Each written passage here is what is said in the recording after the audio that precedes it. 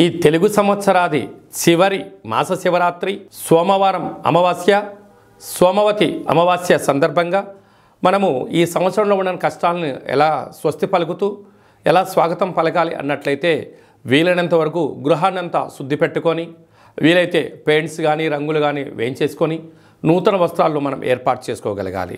అదే కాకుండా ఆదివారం రోజు మాస శివరాత్రి మహాదేవుడికి యథాశక్తిగా పంచామృతములతో గరికెతో నవధాన్యాలతో యథాశక్తిగా అభిషేకం చేసుకోవడం. ఎందుకనగా మహాశివరాత్రి అంటే వెళ్ళినటువంటి వచ్చేటువంటి మొట్టమొదటి మాస శివరాత్రి అవ్వడం. తెలుగు సంవత్సరాదిలో శోభకృతి నామ సంవత్సరంలో చివరి మాస శివరాత్రి అవ్వడం, అలాగనే చివరి అమావాస్య అవ్వడం. అంటే మనము ఈ చివరి అమావాస్య అవ్వగానే మనం ఏం చేస్తూ ఉంటామయ్యా అంటే మనకు పొలాల అమావాస్య అని, కొత్త అమావాస్య అని, అంటే ఒక్కొక్క ప్రాంతంలో ఒక్కొక్క రకమైన పేర్లు పిలవడం జరుగుతూ ఉంటుంది. కనుక ఎవరి ఆశీస్సులు మనకు ఉండలేకపోయినా పితృదేవతల యొక్క ఆశీస్సులు మనకు శ్రీరామ రక్ష, గ్రామ దేవతల యొక్క రక్ష మనకు శ్రీరామ రక్షగా భావించగలగాలి. ఎందుకనగా ఒక ఇంటికో పెద్ద ఎలా ఉంటాడో ప్రతి గ్రామానికి గ్రామదేవత పెద్దమ్మ తల్లి ఉంటుంది. రాయలసీమ ప్రాంతంలోనేమో పోలేరమ్మ అని, ఎల్లమ్మ అని, పోచమ్మ అని చెప్పుకుంటూ ఉంటాం. అదే మనం ఆంధ్ర వైపు వచ్చామనుకోండి నూకాలమ్మ అని పెద్ద పెద్ద కార్యక్రమాలు అమ్మవారికి జరుగుతూ ఉంటాయి. మనకు తెలంగాణ రాష్ట్రానికి వచ్చేటువంటి లోపల మైసమ్మ అని, నల్లపోచమ్మ అని, విశేషంగా బంగారు మైసమ్మ అని చెప్పి పెద్దమ్మ తల్లి అంటాడు. అంటే ప్రాంతం ఏదైనా భావము ఒక్కటే, అమ్మవారు సహస్రాది రూపాలలో ఉంటారు.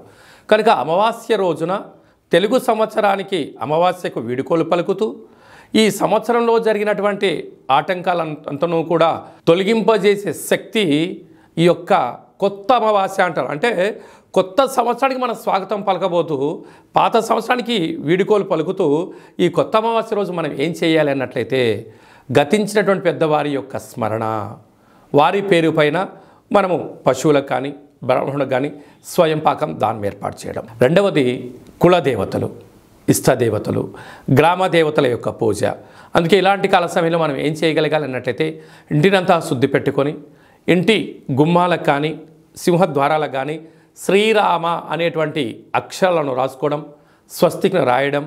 అలాగనే ఇంట్లో పూజామందిరంలో దేవతల్ని శుద్ధి పెట్టుకొని అఖండమైన దీపాన్ని ఆ ఒక్క పూట పెట్టుకొని మనకు పులగము అంటాం రాయలసీమ ప్రాంతంలో, అలాగే మనకు తెలంగాణకు వచ్చినప్పుడు కిచిడి అంటారు, ఆంధ్ర ప్రాంతానికి వచ్చినప్పుడు పులిహోర అంటాం. అంటే ఒక్కొక్క ప్రాంతంలో ఒక్కొక్క రకం అంటే ఉడికేటువంటి అన్నంలో అంటే బియ్యంలో పెసరపప్పు కొద్దిపాటి పసుపును వేసి అన్నాన్ని ఉడికింపచేసి తెల్ల నువ్వుల పచ్చడిని ఏర్పాటు చేసుకొని అలాగనే గారెలు, బూరెలు, ఉండ్రాళ్ళు, భక్ష్యాలు లాంటివి చేసుకొని కులదేవతలకు నైవేద్యంగా పెట్టి గతించిన పెద్దవారికి నైవేద్యంగా ఏర్పాటు చేసుకొని అవన్నీ ఏర్పాటు చేసుకొని ఒక కొత్త చీరే, 2 జాకెట్ పీసులు, గాజులు, పూలు, పళ్ళను ఏర్పాటు చేసుకొని మన ఇంట్లో అంటే మన ప్రతి గ్రామంలో సాకలి వాళ్ళు ఉంటారు, వారిని పిలిచి వారికి బొట్టు పెట్టి గాజులు పెట్టి వారి చేత మీరు ఇంటి యజమానులందరూ కూడా చీపిరి అనగా జాడు అంటే మనకు తెలంగాణ ప్రాంతంలో పొరక అంటారు ఒక్కో ప్రాంతంలో, వాటితో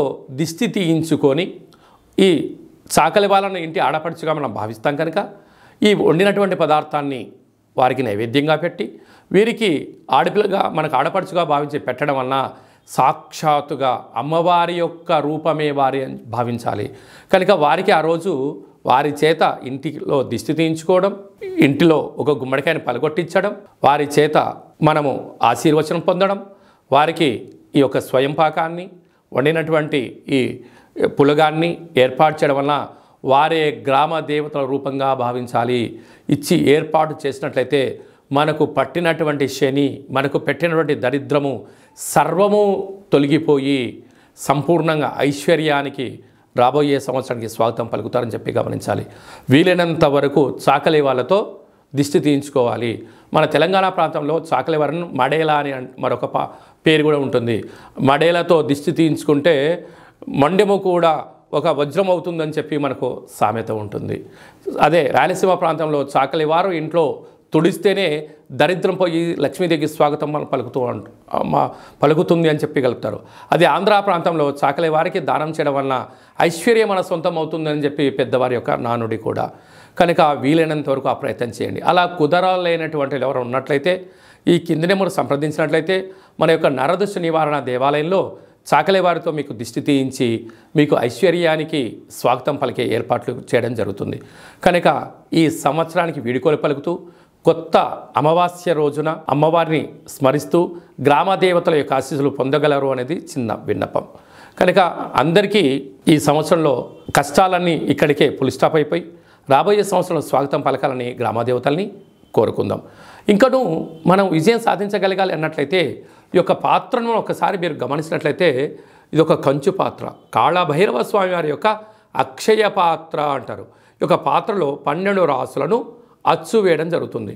ఈ పాత్రతో ఉపయోగాలు ఏమిటయ్యా అనగా కంచు మోగినట్టు కనకంబు మోగదు గదరా సుమతి అని చెప్పి సుమతి శతకంలో చెప్పినట్టుగా ఈ యొక్క పాత్రను మనం ఇంట్లో ఉంచుకోవడం వలన ఇలా ఒకసారి శబ్దం చేసినట్లయితే ఓంకారనాదం రావడం జరుగుతుంటుంది. ప్రణవం ఓంకారం అంటే మనం ఏ పని ప్రారంభించినా ఓం అనే శబ్దంతోనే ప్రారంభిస్తాం. ఈ యొక్క శబ్ద తరంగాలు ఇంట్లో ప్రసరించడం వలన అందులో ఈ కొత్త అమావాస్యకు స్వాగతం పలుకుతూ మనం చేయడం వలన ఇంట్లో ఉండబడినటువంటి జ్యేష్ఠాదేవి దుష్టశక్తులు తాంత్ర ప్రయోగాలు తొలగిపోయి ఐశ్వర్యం కలిగినటువంటి మహాలక్ష్మిది అమ్మవారు మన ఇంట్లోకి స్వాగతం పలుకుతుంది. ఎలాగో ఒకసారి చూద్దాం.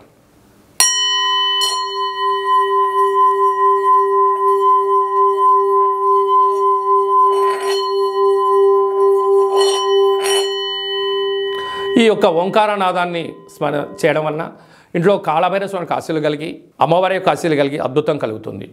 ఈ ఆసక్తి గలవారు ఈ అక్షయ పాత్రను ఎవరైతే సొంతం చేసుకుంటారో వారందరికీ కష్టాలు తొలగిపోయి ఐశ్వర్యం, నరదృష్టి, శత్రు ప్రభావాలు, తాంత్రిక ప్రయోగాలు తొలగిపోయి వ్యాపార ఆకర్షణ, జనాకర్షణ, వివాహం కాని వారికి వివాహము, సంతానం లేని వారికి సంతానము, ధనం కావాలనుకున్న ధనము, విదేశాన వెళ్ళాలి అనుకున్న వారు ఏదైతే కోరుకుంటారో అవన్నీ కాళభైరవుడు స్మరిస్తేనే ఇవ్వడం జరుగుతుంది. మీకు ఈ యొక్క అక్షయ పాత్రతో పాటు పిరమిడు, డాలరు, కంకణము మీకు ఏర్పాటు చేస్తూ పూజా కార్యక్రమాన్ని ప్రత్యక్ష ప్రసారంగా చూపించడం జరుగుతుంది. మీ పేరు పైన 41 రోజులు కుష్మాండ దీపాన్ని కూడా పెట్టడం జరుగుతుందని చెప్పి గమనించాలి. మీ వ్యక్తిగత జాతకం తెలుసుకోవాలనుకుంటున్నారా? మీ యొక్క పేరు, పుట్టినటువంటి తేదీ, నెల, సంవత్సరం, సమయం రాసి మీరు వాట్సాప్లో పంపించగలిగినట్లయితే సంపూర్ణమైనటువంటి జాతకాన్ని 100 సంవత్సరాల జాతకాన్ని వ్రాసి పంపించి మీరు పుట్టినప్పుడు గ్రహ గమనాలు ఎలా ఉన్నాయి, ప్రస్తుతం ఎలా ఉండబోతున్నాయి, రాబోయే కాలంలో ఎలా మారబోతున్నాయో సవివరంగా సంపూర్ణంగా తెలియజేయడం జరుగుతుంది.